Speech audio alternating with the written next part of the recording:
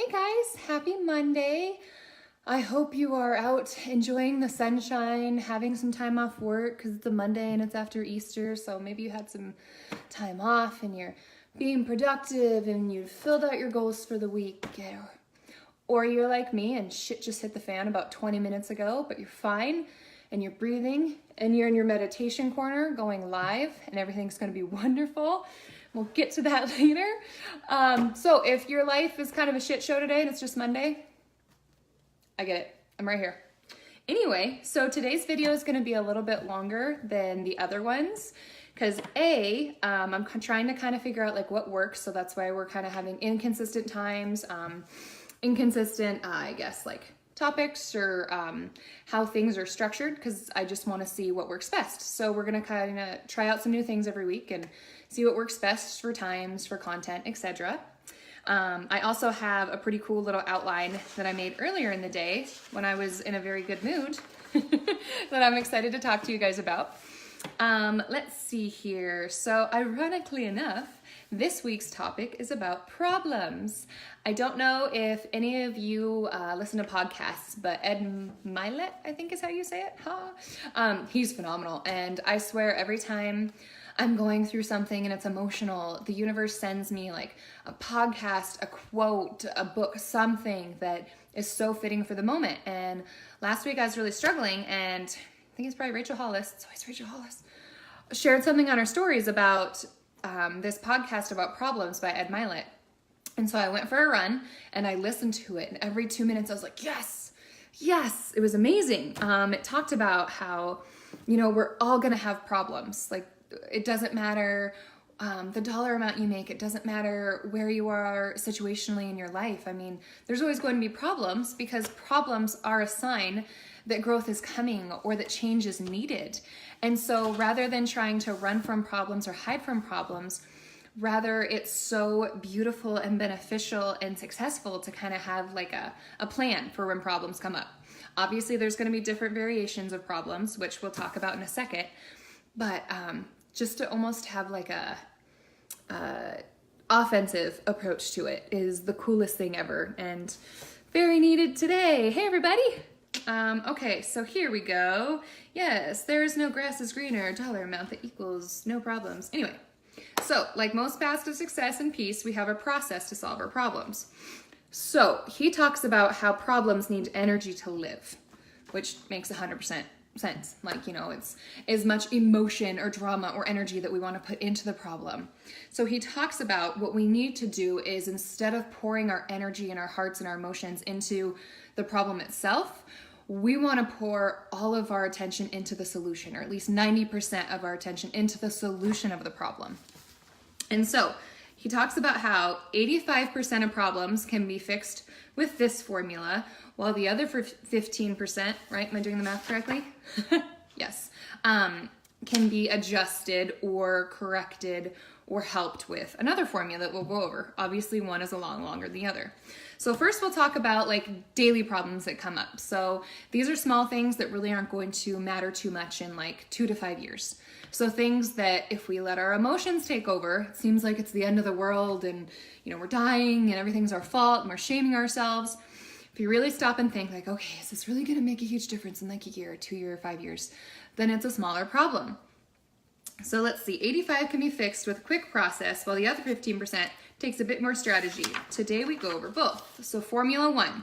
So this is for about 85% of your problems. And again, I'm going to kind of write this out and include it in a little document in the thread of these comments so you guys can look at this later. But if you want to take notes right now, that's awesome. I'm a note nerd, so I'm always taking notes. Let's see here. So Formula 1. So our life is our emotions. It's insanely easy for people to break down and go negative and assign blame, likely to yourself. So instead, you register that you're having a problem for a reason, meaning growth is happening, change is needed, and you turn to this solution. For me, I'll have it written down. So this is his 3-step formula, again, when this is a smaller problem. Thinking of the solution first. So step 1, make a decision. So we'll go over my short-term problem that 20 minutes ago I could have let spiral into the be-all, end-all of my life and assigned so much blame and emotion and let it ruin my day. I wouldn't have went live. I wouldn't have been productive at all this week because it's so easy to look at the smaller problems and again, pour in too much emotion. So for his step 1, make a decision. So figure out what you're going to do or what the solution is going to be. So for Jamin, we just got removed from our school. So my step 1, where it says make a decision, would be to find a more fitting school. Okay, perfect. There's my solution. I can calm down, I can take a breath, go on to the next step. Number 2, massive certainty. Okay, do you feel extremely certain over the decision that you made or the solution you came up with for your problem? Certainty is such a key to this because it's easy to be like, oh my gosh, I don't know, especially if you're a parent making this decision for yourself, or by yourself, sorry. So making sure you have massive certainty behind that decision.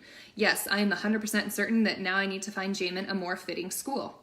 Step 3, take insane action. So you've come up with your solution. So example, find a more fitting school. You're certain about that solution. Now you need to take action. So for me, I've already started calling other schools that I have been told and referred to that will be a lot more fitting for my high-spirited, unique, beautiful, wonderful child.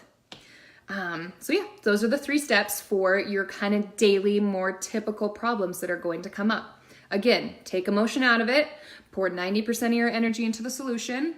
Step 1, make a decision. Step 2, massive certainty. Step 3, take insane action. Again, I'll write this out for you guys. But yeah, so that's a phenomenal process for most of your problems. And the cool thing about that one is I feel like it almost in itself, when you write those out and you look at it in that fashion, takes away so much of the drama and the emotion out of our smaller problems. Where we can step away and be like, oh dang, that actually wasn't as big as I thought it was. Okay, formula 2 for the other 15%. So these are kind of like the bigger problems, the ones that keep coming up, the ones that have been going on for years, the ones that you just kind of keep ignoring and hope are going away. This is the formula. I do believe there's like 7 steps to this one. So go ahead and take notes. I'll still again add it into the thread comments. But number 1, define reality. Picture yourself from the outside looking in. And remember, blame is distraction. So for these much larger problems, define reality. Try and take emotion out of it. Pretend like you're someone, like a friend or family member who's outside looking in at your problem and try and explain it in that fashion. So an example of a problem that I have personally that I'm going to take through this process, I haven't yet, but I'm going to, is worrying about the opinion of my childhood friends or like my friends growing up from college and earlier on and my family. A few of them really struggle with who I am and the changes I've made and my priorities and my goals and my lifestyle because it's very different than who I was before. And so that's kind of a big one that I'm working on that I'm so excited to take through this process to, again, focus on that solution. So that would be a great example of a large problem that is affecting my everyday. It's affected my past, my present. It will continue to affect my future if I don't, kind of figure out a solution. So anyway, again, step 1, define reality. Step 2, a clear vision of what it is that I want. So thinking of your solution, what is it that you want to be solved? Like what do you want? So for me, I would want to, be accepted and supportive and have those around me either excited for me or, because I haven't really thought about this one too much yet, I want my brain, my mind, and my heart to quit worrying so much about what those around me, even if they love me the most, are concerned about what I'm doing, if I'm parenting right, if I'm taking care of myself right, like if I'm doing this or that. So my solutions could go either way. I need to work on those. So again, step 1, define reality. Step 2, a clear vision of what it is that you want. Step 3, get resourceful. Who or what can help you? Like think of people out there that maybe have been through the same problem that you relate to and you trust that can help you solve or come to your solution, or what resources could help you. I mean, frick, Google helps everything. So could Google help you? Could certain self-help books help you? There's so many out there. Could, certain podcasts help you with this? Resources lessen your stress levels. So ask yourself, have you solved a problem like this in the past? Or does someone someone,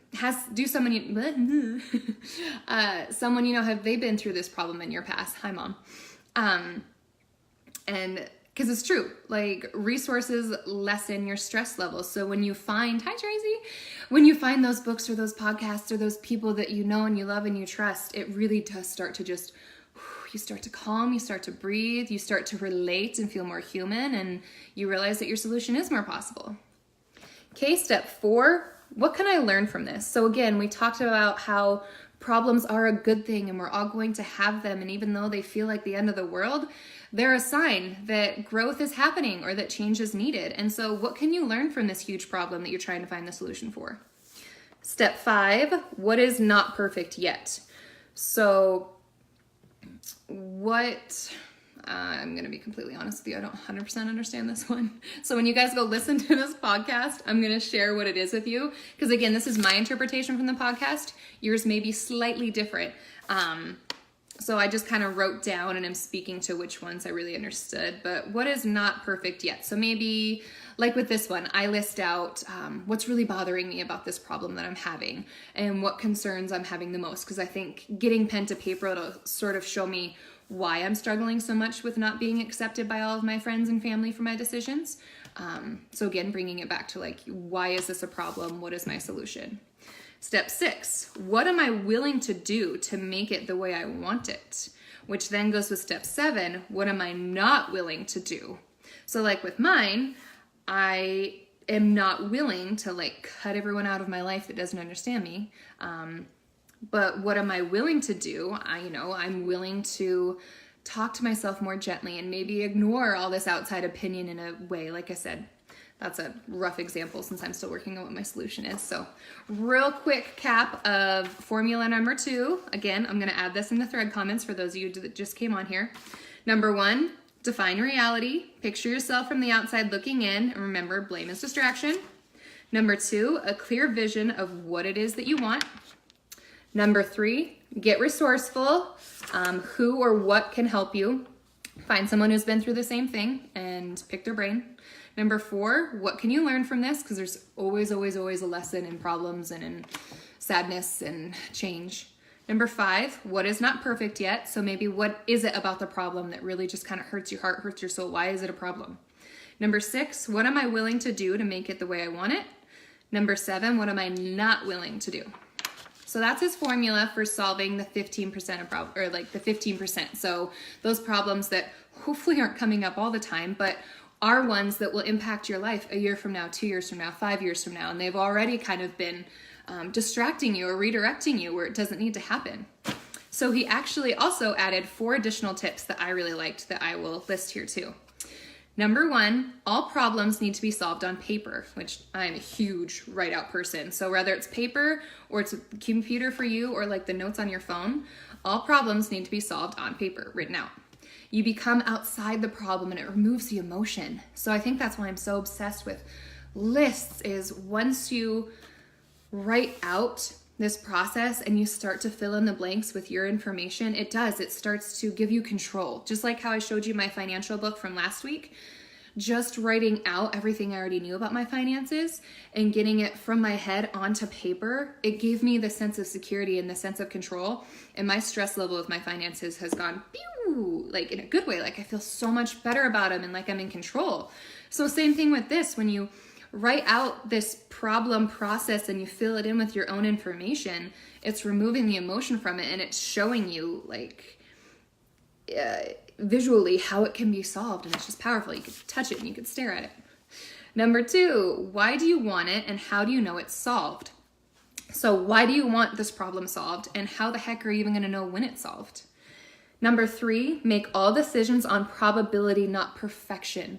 So knowing that nothing in this life is perfect, and even when you've figured out a solution, it's not going to be perfect. So going back to the smaller problem I had with Jamin getting removed from his freaking 50th school, yes, it's a problem. It's something that I could have blew way out of the water, but I'm going to focus on the fact that it is a smaller problem and I'm focusing on the solution.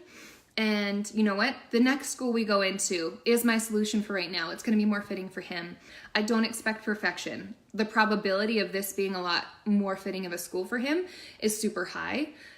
it maybe not be. So, but just going into that, knowing that the solution you come up with is not going to be the perfect answer all the time. So if you're sitting there and you're discouraged and you're upset because you're like, no, I need the perfect solution for every problem, you're not going to go anywhere. So again, focus on probability and not perfection. And tip 4, all decisions need 75% mindset and 25% execution. So again, you guys, so much of what we do, especially as moms, because we have so much crap going on all the time, it's so mental, and it's so much of how we talk to ourselves and what we listen to from the outside and what we believe, and its mindset is so powerful.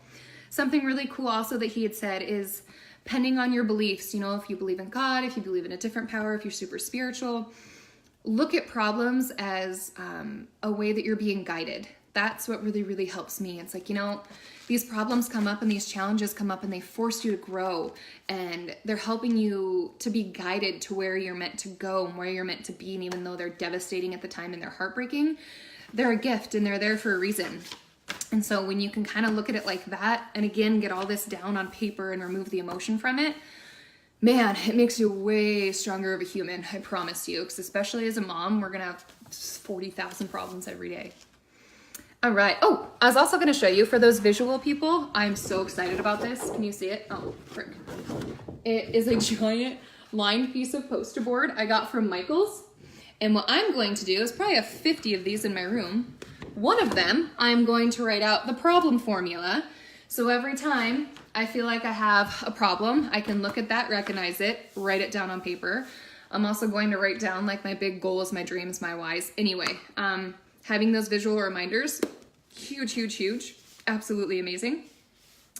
And again, just know that you're not alone, and problems are a good thing. They suck, but I feel like too, it's so powerful being able to distinguish between like the 85% that can be fixed quickly and can be fixed with that 3-step formula, and then you move on, versus the problems that take up 15% of your life, and even though those can be heartbreaking and deal breakers for certain things, there's a formula for those too, and you're going to be okay. And once you start to make a habit out of removing emotions from certain things, you get back up way faster. I could have so easily today just went and called her all in the corner and cried, and I definitely cried, duh. But I'm like, you know what?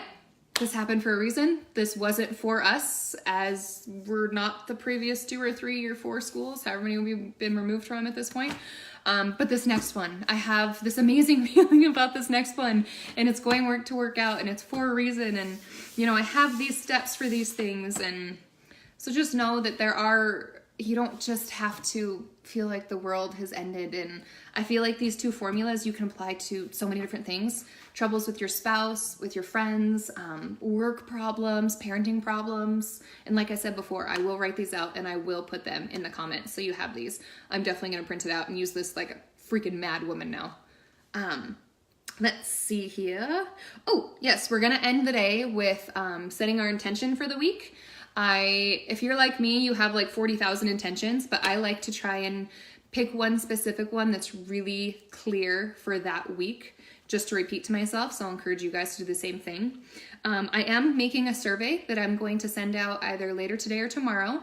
Probably 2 different surveys. I wanted to do one based around lives, and then I wanted to do another one just to see what kind of content you guys want to hear about, what things you want to talk about in here, because this group is for you.